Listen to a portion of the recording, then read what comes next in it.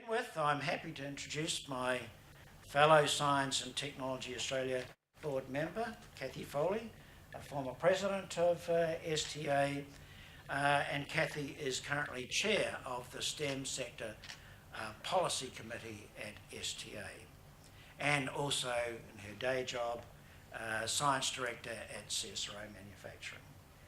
STA, of course, is the peak body for science and technology in Australia, and through our member organisations we represent more than 68,000 STEM professionals. Cathy will speak this morning about STA's vision for Australia's science and technology policy and how we will ensure our members are heard when policy is being crafted. Ladies and gentlemen, please welcome Cathy Foley.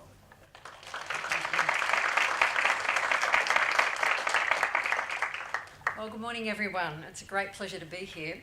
And I'm basically the front person for our policy committee, and I would like to point out that we've got one of our policy committee members here, so Sharath Sharan. Would you want to, just so that you can harass him as well when you're looking at some of the things we're going to be talking about today.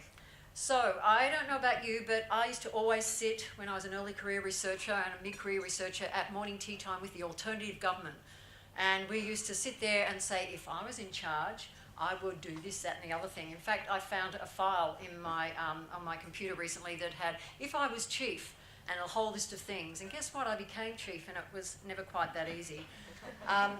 Because getting policy right is really, really hard.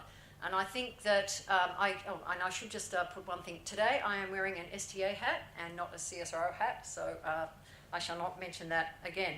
Anyway, the thing is, I think we've had the whole thing about policy coming forward to us recently, where we might have heard a particular senior person in another country talking about how he's going to have a really, really good health plan for all of his country. And he got in, was elected, and then realised that nobody knew that healthcare could be so complicated. And that is absolutely the case with policy. There is a role for science and technology in Australia, and this is something which Ian Chubb, who's the former chief scientist, said in I think it was a Hawke's oration in Darwin some years ago, and he said, "The future is always uncertain. It is an important task of policy advice and formulation supported by quality research, investigation and data analysis to appreciate the variety of possibilities and to place government in situations where it can be handled advantageously." So we are important to helping government make decisions. However, in the days when it was called FAST, we've had a strong history of developing policy. And this is something that goes back to one of the editions from 2000, which Ken Baldwin was a person undertaking that with a team of people. And around a number of 7 principles developed this policy, which was then renewed over some time. In more recent years, at election time, STA put together almost like a manifesto where they questioned different political parties saying, and putting different policy position to potential future governments to say, what would you do if you were in charge? And that was a very powerful thing. But the time has come now where we need to recognise that science and technology does have a role of informing policy. It needs to be evidence-based. It needs to have, and has the potential to enhance Australia's well-being and its future. It's absolutely critical and is recognised to be critical for economic and cultural prosperity. And STA, Science and Technology Australia, has a historic, as I showed before, background in doing this. We also feel that we have a future role to unify the voice of science and technologists across Australia. So we're in the process of creating a new policy, and we hope that this will be the foundation of a new national discussion to contribute to the richness of the work that's being done currently around the country. We've started off by looking at 9 focus areas, and I'm going to quickly go through them. With each focus area, we've still got a foundation of what it's about. So the first one is that we want to have sound investment in science and technology research and its application. And the reason for this is that public investment and commitment to science and technology is absolutely fundamental, and this is something which is a starting point. The next thing is that high quality science and technology education is a must. We're going to a point now where the world is saying that we're going to have different jobs in 14 years, I'd say something like 40% of current jobs are no longer going to be in existence because of just the way technology is changing. And we need to make sure that we have a society that is able to cope with that and understand it and be in a position to make sure that they understand the impact, be able to make good decisions and do all the things there, which I won't read it out. We need to have a strong, secure, stable research infrastructure.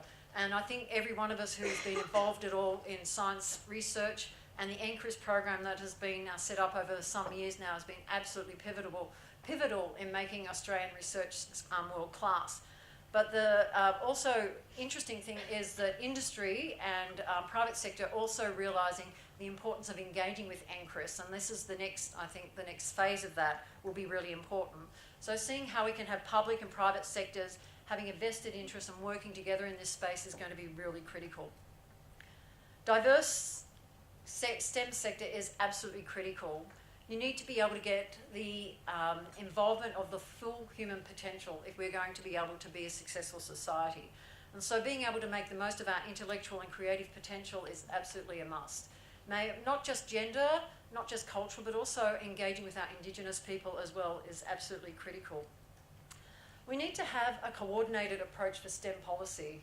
I know when I was on PMSEC, it was really interesting that we were trying to get this idea that we had one part of government saying that we want people to buy more, to invest, where we have manufactured products such as Woolworths having food products which maybe make you fat on the front in order to boost the economy, and at the same stage we're being sent tape measures to be able to measure our middles. So those sorts of things of incongruous different government policies in different departments is something that doesn't always work. So can we have a whole of government approach to implementing policy?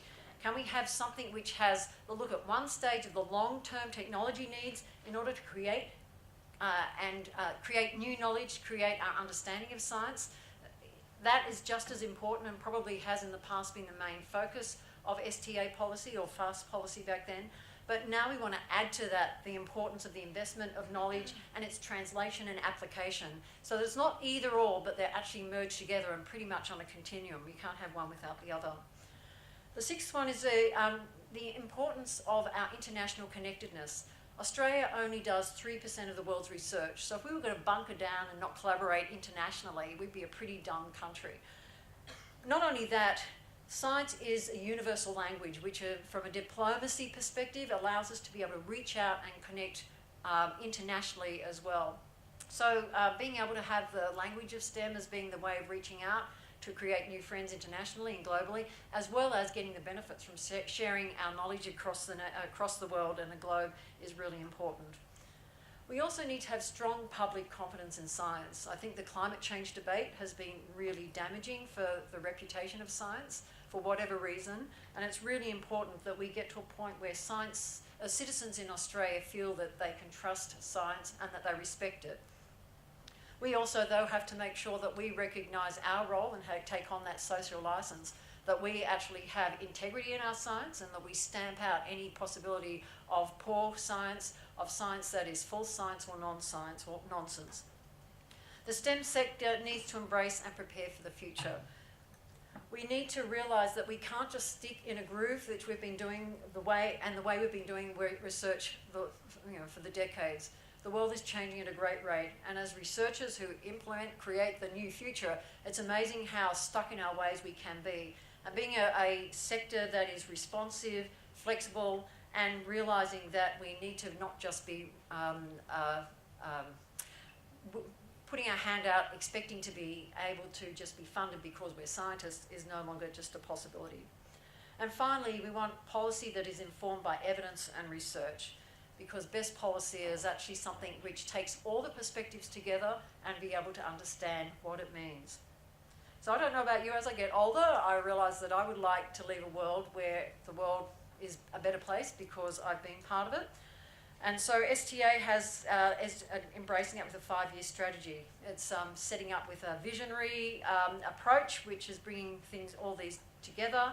We want a whole of government participation in the formulation of and a coordinated approach. We want funding that strikes the balance. We want to have stronger links between business and academia. We want to improve STEM education, We want to have strong supported infrastructure. We want it to be diverse and open, and we want a public that is science literate. So the process we're announcing today is that we're undertaking a member consultation that opens in late August, and we'd like you all to be out there and be the advocates to get people to have their say.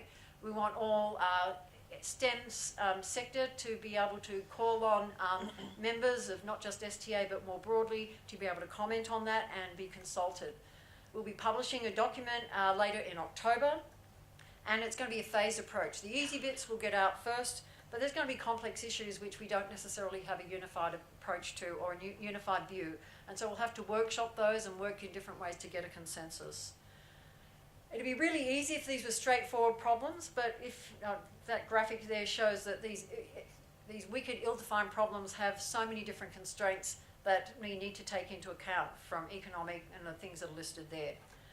So when you type into Google saying, what does the perfect world look like? Unfortunately, get loads and loads of graphics. We don't want to end up with a world, because of our presence and because of science and technology, that leads to something where it's only perfect when you go on the internet in a digital world. I hope that as a consequence of this, we actually have a globe that we can be proud of, that we leave a legacy for, and is something which we can have for future generations.